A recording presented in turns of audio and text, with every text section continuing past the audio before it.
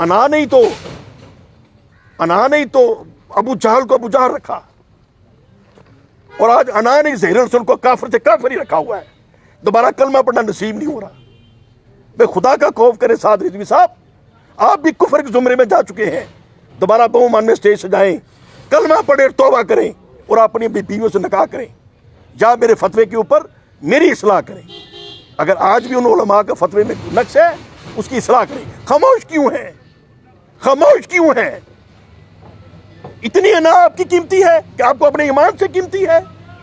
لاکھ لعنت آپ کے اوپر اگر آپ کو اپنی انا عزیز ہے اور نبی رحمت صلی اللہ علیہ وسلم کے فتوے آپ کو عزیز نہیں ہیں. یہ آپ تحریک لبیک چلا رہے ہیں. تمام علماء اہل سنت اور تمام نوجوانوں کو کہوں گا، توبہ استغفار کریں، ان سے دور ہو جائیں، اپنے ایمان کو بچائیں. یہ بے عقل لوگ ہیں، بے سمجھ لوگ ہیں، اور موجودہ قیادت تحریک لبیک کی کافر ہو چکی ہے. دوبارہ کلمہ پڑھیں. کوئی شرم حیا نہیں ہے آپ کو؟ اتنی انا آپ کی عزیز ہوگی ہے؟ بہرحال اللہ تعالیٰ نے ہدایت دے. ہمارے بھائی ہیں، ہمیں محبت ہے ان سے، اسی لیے ہم کہتے ہیں کہ توبہ کر کے اللہ کے قبر میں جانے سے پہلے دوبارہ مسلمان ہوں اور اپنا نکاح دوبارہ پڑھ لیں.